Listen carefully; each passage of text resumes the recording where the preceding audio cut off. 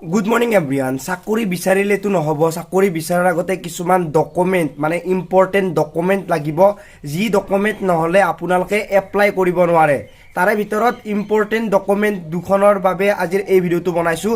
সেই দুখন আপোনালোকে যিহেতু বনাব লাগিব, মানে আপুনি নিজে বনাব লাগিব, কিন্তু সেই দুখন নহ'লে বহু চাকৰিৰ বাবে এপ্লাই কৰিব নোৱাৰে বা আপোনালোকে এপ্লাই কৰিলেও লাভ নহয়। কিছুমান চাৰ্টিফিকেট আপোনালোকে নিজে নিজে পাই যাব। ধৰি লৈছোঁ মেট্ৰিক দিছে, আপোনালোকৰ মেট্ৰিকৰ চাৰ্টিফিকেট পাই যাব। হাই ছেকেণ্ডেৰী দিছে, হাই ছেকেণ্ডেৰী চাৰ্টিফিকেট আপোনালোকে নিজে নিজে পাই যাব।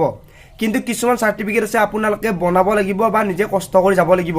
সেই চাৰ্টিফিকেটৰ ভিতৰত ইম্পৰ্টেণ্ট দুখন চাৰ্টিফিকেট হৈছে PRC আৰু নাম ৰেজিষ্ট্ৰেশ্যন কৰা মানে এমপ্লয়মেণ্ট এক্সচেঞ্জ চাৰ্টিফিকেট। এই দুখন কিয় ইম্পৰ্টেণ্ট মই আপোনালোকক গোটেইখিনি ক'ম, লগতে কেনেকৈ বনাব, কি কৰিব লাগিব সেইখিনিও কৈ দিম। চাওক, বাকী চাৰ্টিফিকেটবোৰ ইম্পৰ্টেণ্ট, যিহেতু আপোনালোকে মেট্ৰিক দিলে মেট্ৰিকৰ চাৰ্টিফিকেট পাই যাব। সেইকেইখন যিহেতু আপোনাৰ নিজৰ ওপৰত ভৰসা কৰিব, মানে মেট্ৰিকটো দিছে চাৰ্টিফিকেট পাই যাব। কিন্তু তাৰে ভিতৰত আৰু এখন চাৰ্টিফিকেট হৈছে SC ST বা আপোনালোকৰ বাবে যিখন কাষ্ট চাৰ্টিফিকেট, সেইখন ইম্পৰ্টেণ্ট। কিন্তু সেই চাৰ্টিফিকেটখন নহ'লেও আপোনালোকৰ বেছি প্ৰব্লেম নহয়, থাকিলে নিজৰ লাভ। বা আপোনালোকৰ যদি চাৰ্টিফিকেটখন নাই কিন্তু আপুনি সেইটোৰ পৰা হাত সাৰিব পাৰে। ধৰি লৈছোঁ আপুনি SC দিলে কাট অফ মাৰ্ক কম গ'ল হয়, কিন্তু যদি আপোনাৰ নাই তেতিয়াহ'লে আপুনি যদি পঢ়া শুনা বা ভালদৰে প্ৰিপেয়াৰ কৰে তেনেহ'লে জেনেৰেল দিলেও আপোনালোকে বাচি যাব। কিন্তু কিছুমান এনেকুৱা চাৰ্টিফিকেট আছে য'ত নেকি আপোনালোকক সেইকেইখন লাগিবই।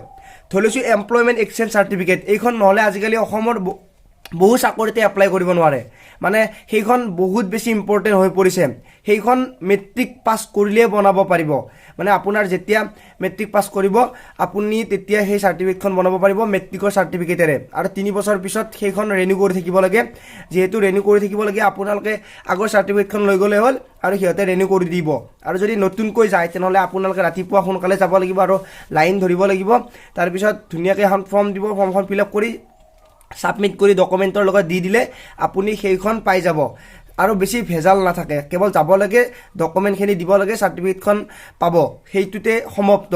তাৰপিছত আহিল PRC ইমান বেছি ইম্পৰ্টেণ্ট কিছুমানৰ বাবে। কিন্তু PRCত এটা মানে বহুত ডাঙৰ কুৱেশ্যন আহি থাকে যে যিখন PRC আমাৰ হাতত আছে সেইখন চাকৰিৰ বাবে হয়নে বা চাকৰিত হ'বনে?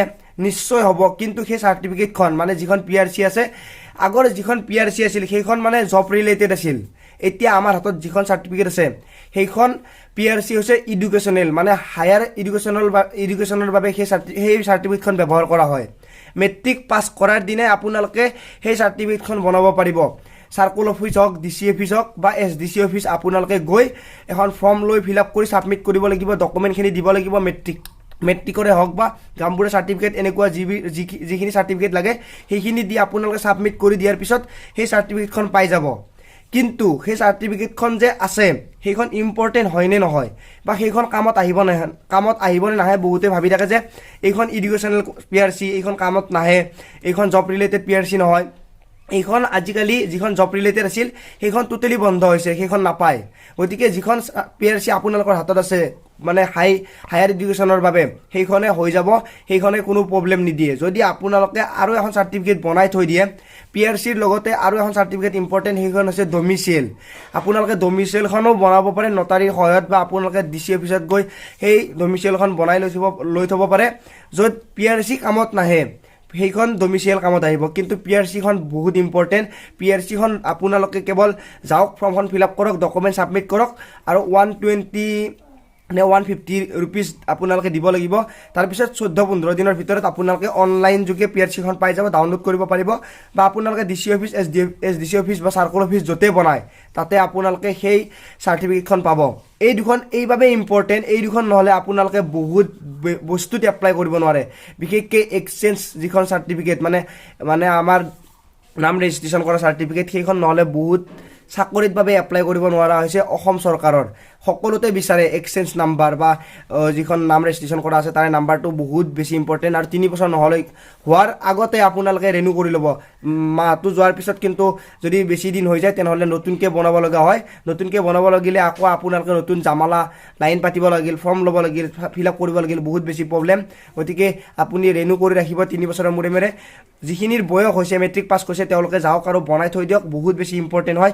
আৰু কেনেকৈ বনায় PRC তাৰে ওপৰত যদি ভিডিঅ' লাগে নিজে নিজে বনাব পাৰিব লিংক ডেছক্ৰিপশ্যনত মানে বা আপোনালোকে মোৰ চেনেলটোত গৈ চাৰ্চ কৰিব পাৰে বা লিংক ডেছক্ৰিপশ্যনত দি দিছোঁ গৈ আপোনালোকে ভিডিঅ'টো চাব পাৰে আৰু সকলো ডিটেইলছ লৈ এপ্লাই কৰিব পাৰে PRC কেনেকৈ এপ্লাই কৰিব চ' যদি কিবা ইম্পৰ্টেণ্ট কুৱেশ্যন কৰিব লগা আছে কমেণ্ট কৰিব পাৰে বা আপোনালোকৰ একদম বেছি ইম্পৰ্টেণ্ট আছে ইনষ্টাগ্ৰাম আইডি ডেছক্ৰিপশ্যনত দি আছে গৈ মেছেজ কৰিব পাৰে আজিলৈ মানে পুনৰ লগ পোৱাৰ আশাৰে মই জিতু মনি জয় আই অসম